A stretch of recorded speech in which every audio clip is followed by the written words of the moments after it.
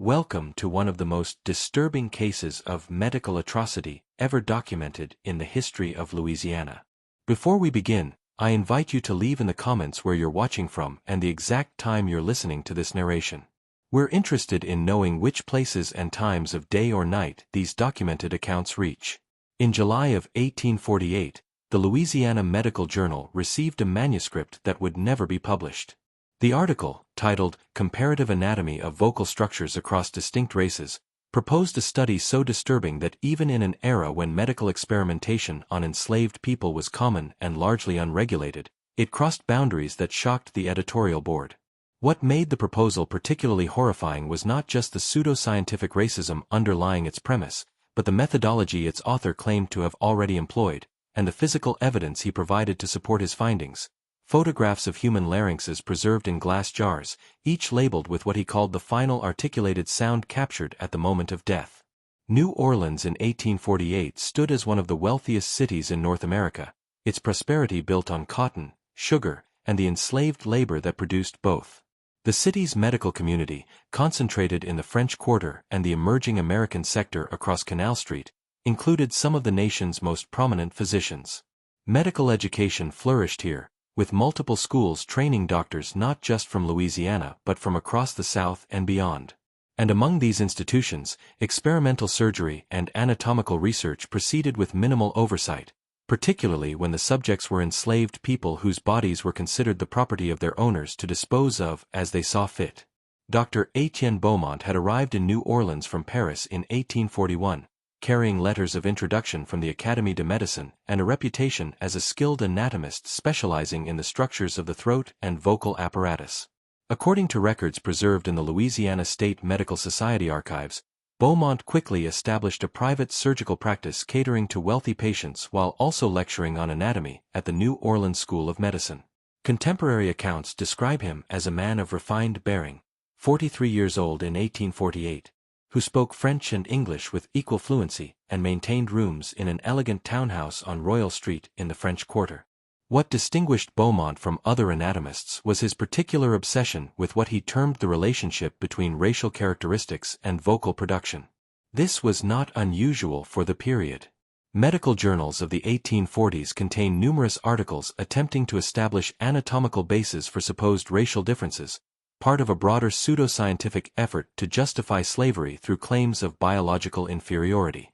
But Beaumont took this approach to an extreme that troubled even colleagues who shared his racist assumptions. The manuscript he submitted to the Louisiana Medical Journal in July 1848 outlined a study he claimed to have been conducting since 1844.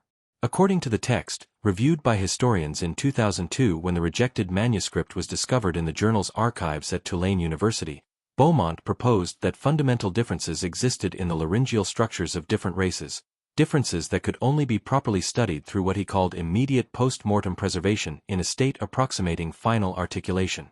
The language was deliberately obscure, but its meaning became clear in subsequent paragraphs. Beaumont was describing the removal and preservation of human larynxes at or near the moment of death, captured in the position they held while producing the person's final words. Accompanying the manuscript were 6 daguerreotype plates showing glass vessels containing what appeared to be human anatomical specimens suspended in clear fluid. Each vessel was labeled with an identification code, an estimated age, and a single word or phrase: mercy, please, no, help, mother, God.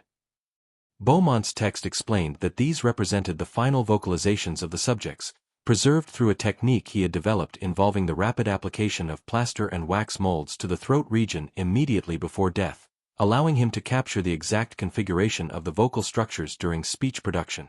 Dr. Marcus Whitfield, editor of the Louisiana Medical Journal, read the manuscript with growing horror. According to a letter he wrote to a colleague at the Charleston Medical College, discovered in the Whitfield Papers at the Medical University of South Carolina in 1978, his initial reaction was disbelief that anyone would claim to have conducted such research, much less submit it for publication. But the daguerreotypes suggested that Beaumont was not fabricating his claims. On July 23, 1848, Whitfield made an unannounced visit to Beaumont's residence on Royal Street to confront the surgeon directly. What Whitfield found in Beaumont's private laboratory would haunt him for the rest of his life. In a detailed account written weeks later and preserved in his personal papers, he described a room on the third floor of the townhouse, its walls lined floor to ceiling with shelves holding glass vessels of varying sizes. Each vessel contained a human larynx suspended in alcohol solution, the tissue preserved in remarkable detail, the structures of the vocal cords and surrounding cartilage clearly visible. Each was labeled with a metal tag indicating a number, an estimated age, a sex, and a word or brief phrase. Whitfield counted 127 specimens. The preservation was meticulous, the cataloging system methodical. A ledger book on Beaumont's desk contained entries for each specimen, including date of acquisition, the plantation or location where the subject had died, the circumstances of death when known, and detailed notes about the anatomical features observed. What made Whitfield's hands shake as he turned the pages was not just the scale of the collection, but certain notations that suggested something far more disturbing than post-mortem preservation. Several entries included phrases like specimen acquired in extremis or preservation initiated ante-mortem for optimal structural integrity. Others noted the administration of sedatives or paralytics prior to the procedure. One entry, dated March 12, 1847, described in clinical detail the removal of a larynx from a subject who was recorded as having a pulse and respiration at the time of the initial incision, though sedated to the point of immobility. When Whitfield confronted Beaumont about these entries, the surgeon's response was matter of fact. According to Whitfield's account, Beaumont explained that truly scientific preservation of the vocal structures required that they be captured while still vital, that post-mortem changes occurred too rapidly to allow for accurate study of the tissue in its functional state. He claimed that subjects were heavily sedated and felt no pain, and that in any case, they were all individuals who were dying from illness or injury and would have expired within hours regardless. The removals, he argued, simply ensured that their deaths served the advancement of medical knowledge. Whitfield left the Royal Street townhouse and went directly to the offices of the Louisiana State Medical Board. His formal complaint, filed on July 24, 1848 and preserved in State Medical Board records, accused Beaumont of conducting experiments on human subjects without proper authority, of causing unnecessary suffering, and of violating the ethical standards of medical practice. The complaint triggered an immediate investigation. But when medical board investigators arrived at Beaumont's residence 3 days later, they found the building empty. According to testimony from neighbors, recorded in the investigation report, Beaumont had departed in the middle of the night, taking several large trunks with him. The laboratory room had been emptied of all specimens, the shelves stripped bare. Only stains on the floor and the lingering smell of preserving chemicals remained as evidence of what had been there. The ledger book Whitfield had seen was gone, along with all of Beaumont's research notes and correspondence. A search of his ground-floor office found patient records and financial accounts, but nothing relating to the anatomical collection. Inquiries at the docks revealed that Beaumont had booked passage on a French merchant vessel, the Nouvelle Orleans, scheduled to depart for Le Havre on July 28. By the time authorities learned this, the ship had already sailed. The scandal was suppressed almost immediately. The medical board's investigation was classified as confidential to protect the reputation of Louisiana's medical community. Dr. Whitfield was warned not to discuss the matter publicly, though he did share details with a few trusted colleagues in private correspondence. The case file was sealed and stored in board archives, where it would remain untouched for nearly 150 years. For a century and a half, Étienne Beaumont existed in medical history only as a footnote, occasionally mentioned in scholarly works about 19th-century anatomical studies but with no indication of the nature or scale of his research. The location of his collection, if it still existed, was unknown. The identities of the 127 individuals whose larynxes he had preserved were unrecorded, their names apparently lost when Beaumont fled New Orleans with his ledger book. Then, in August 1993, construction workers renovating a building at 437 Royal Street in the French Quarter made an unsettling discovery. Breaking through a false wall in what had been the building's basement, they found a hidden room approximately 20 feet square. The room's walls still bore the mounting hardware for shelves, though the shelves themselves were gone. Chemical stains marked the floor in regular patterns suggesting where vessels had once stood. And in one corner, sealed in a metal box that had been buried beneath loose bricks, they found a notebook. The notebook, examined by conservators at the historic New Orleans collection, contained entries in French dating from 1844 through July 1848. The handwriting matched samples of Beaumont's signature from his medical school registration and other official documents. The entries documented the acquisition of anatomical specimens, with dates, brief descriptions of circumstances, and notes about preservation techniques. Most significantly, the notebook included a list of plantation owners and intermediaries who had provided Beaumont with what he delicately termed subjects for anatomical research. According to the notebook's entries, Beaumont had established a network of contacts throughout Louisiana's plantation region. Plantation owners would notify him when an enslaved person was dying or severely ill. In exchange for a fee, Beaumont would travel to the plantation, often arriving while the person was still alive. His notes describe administering opiates and other substances to render subjects immobile while maintaining vital functions long enough for him to perform what he called vocal structure harvesting. The notebook estimates that approximately 30% of his specimens were obtained ante-mortem, while the others were preserved immediately after death. The discovery of the notebook prompted renewed historical investigation into Beaumont's activities. In 2007, researchers examining shipping manifests at the Port of Marseille archives found the cargo declaration for the Nouvelle Orleans arrival from New Orleans in September 1848. Listed among Beaumont's possessions were medical equipment, personal effects, and scientific specimens preserved in alcohol for donation to Anatomical Museum. This led researchers to the archives of the Académie de Médecine in Paris. In 2015, historian Dr. Claire Dubois discovered correspondence indicating that Beaumont had indeed donated a large anatomical collection to the Académie's museum shortly after his arrival in France. The collection was displayed in the museum's comparative anatomy section from 1849 until 1887, when it was quietly removed following protests from French abolitionist societies who had learned the specimen's origins. Museum records indicated the collection had been transferred to storage rather than destroyed, housed in a facility shared with other 19th-century anatomical materials deemed too controversial or disturbing for public display. But the exact location of this storage facility had been lost over decades of administrative changes and 2 world wars that disrupted Paris's academic institutions. The breakthrough came in June 2019 when renovation work at the Sorbonne uncovered a forgotten basement storage room that had been sealed behind a brick wall, apparently sometime in the 1940s. Inside were hundreds of glass vessels containing anatomical specimens, many still labeled with 19th-century identification tags. Among them were 84 vessels matching the description and labeling system documented in Beaumont's notebook, human larynxes preserved in alcohol, each tagged with a number, an age estimate, and a word or phrase. The discovery made international news, and a multi-institutional research project was immediately organized to study the collection. Forensic anthropologists, historians, and geneticists collaborated to identify the specimens and understand their origins. DNA extraction and analysis, conducted at the Institut Jacques Monod in Paris, was published in the Journal of Forensic Sciences in 2021. Of the 84 specimens, researchers were able to extract viable DNA from 71.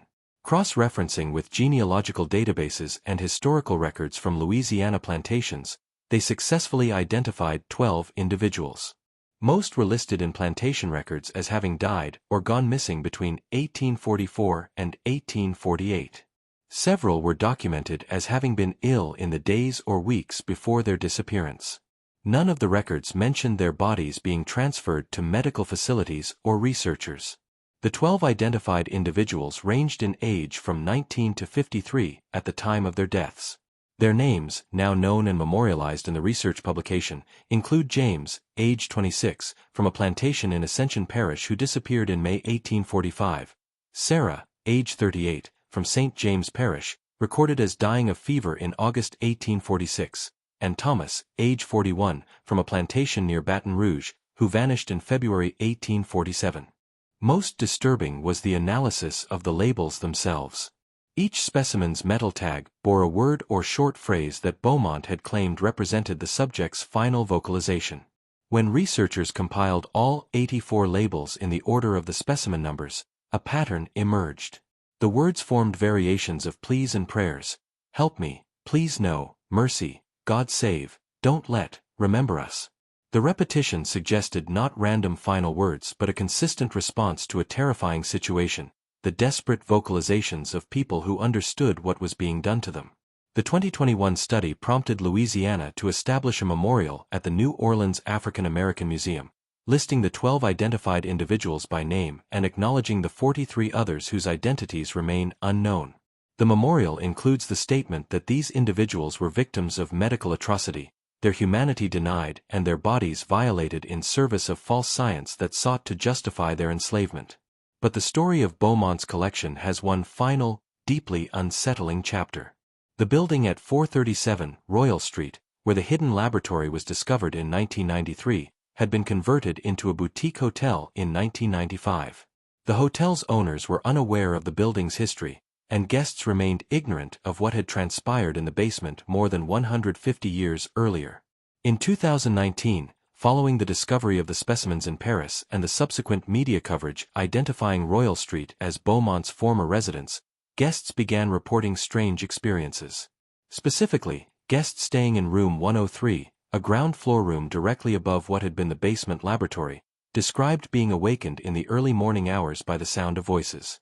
The descriptions were remarkably consistent, multiple voices speaking simultaneously in what seemed to be different languages, some clearly English, others French, others in languages guests could not identify but that linguistic experts who reviewed recordings suggested might be West African languages that would have been spoken by enslaved people in 1840s Louisiana. The voices were described as whispers or low murmurs, not loud enough to understand individual words but creating a layered effect of many people speaking at once. The phenomenon typically occurred between 2:30 and 3:30 a.m. and lasted between 5 and 15 minutes. Hotel staff initially attributed the reports to pipes, ventilation systems, or sounds from neighboring buildings. But when sound engineers were brought in to investigate in 2020, their findings were inexplicable. Using professional recording equipment, they captured audio that registered on their instruments but shouldn't have been audible to human ears. The recordings showed sound waves at frequencies both below and above the normal range of human hearing, clustered in patterns that the engineers described as resembling speech but in frequency ranges where speech cannot physically be produced by human vocal cords. Dr. Michael Torres, an acoustical physicist from Tulane University who analyzed the recordings as part of a 2021 study, stated in his published report that the audio represented an anomaly for which I can find no conventional physical explanation. The frequencies present would require either a sound source capable of producing infrasonic and ultrasonic frequencies simultaneously, or multiple sources operating in perfect synchronization. Neither explanation accounts for the apparent complexity of the patterns, which when analyzed spectrographically, show modulation consistent with human speech but in impossible frequency ranges. Most unsettling was Torres's observation that when the recordings were digitally shifted into normal human hearing range, the sounds formed what he described as an overlay of voices speaking simultaneously. Computer analysis isolated at least 37 distinct vocal patterns in a single 5-minute recording, far more than could be explained by any natural source. When asked about the implications of his findings, Torres simply stated, "Something is producing these sounds. What that something is lies outside my expertise as a physicist." The hotel has not publicly acknowledged the phenomenon, though it has reportedly stopped booking room 103 for extended periods. The last published account, from a blog post in 2023, came from a guest who stayed in the room unaware of its history and was awakened by what she described as a choir of whispers, too many voices to count, all speaking at once in a sad and urgent way. She recorded the experience on her phone, and though the video shows only a dark, empty room, the audio captured the layered whisper sound that other guests had described. The story of Étienne Beaumont and his collection of stolen voices represents one of the most disturbing chapters in the long history of medical atrocities committed against enslaved people. The pseudoscientific racism that justified his research was common in his era, but the particular cruelty of his methodology, the literal silencing of his victims by removing the organs that produced speech, transforms his crimes into something emblematic of a larger violence. Every enslaved person was denied a voice in the most fundamental sense, their testimony deemed legally worthless, their protests unheard, their humanity unrecognized. Beaumont's collection made this metaphorical silencing horrifyingly literal. The specimens preserved in Paris, now stored in climate-controlled facilities and available only to approved researchers, stand as evidence of individual lives ended in terror and suffering. Each one represents a person who had a name, a history, a family, and dreams of freedom that were cut short. 12 of those names are now known. 59 remain anonymous. All deserve to be remembered not as specimens in a jar, but as human beings who were denied the most basic rights and whose final moments were transformed into objects of study for a man who saw them as less than human. The voices that guests report hearing at the Royal Street Hotel, whether explained as unusual acoustic phenomena, psychological response to knowledge of the building's history, or something that transcends material explanation, serve a purpose regardless of their origin. They remind us that the past is not truly past, that the violence committed in the name of science and progress leaves traces that persist, and that those who were silenced continue to demand that their stories be told and their humanity acknowledged. In the end, perhaps the most fitting response to Beaumont's attempt to bottle voices is that voices cannot be contained. They escape their vessels. They find ways to be heard. They persist across centuries, speaking through historical records, DNA evidence, acoustic anomalies, and the growing commitment to telling the truth about what was done and who suffered. The 127 people whose larynxes Beaumont preserved were denied so much in life, but history is slowly restoring what was taken. Their names when possible, their recognition as individuals who mattered, and the acknowledgement that what was done to them was not science but atrocity. On certain nights at 437 Royal Street, if the reports are to be believed, those voices still speak. And if we listen carefully, with attention and respect and a commitment to bearing witness, perhaps we can finally hear what they have been trying to say all along. Remember us. We were here. We mattered. Our lives had meaning. Our voices will not be silenced.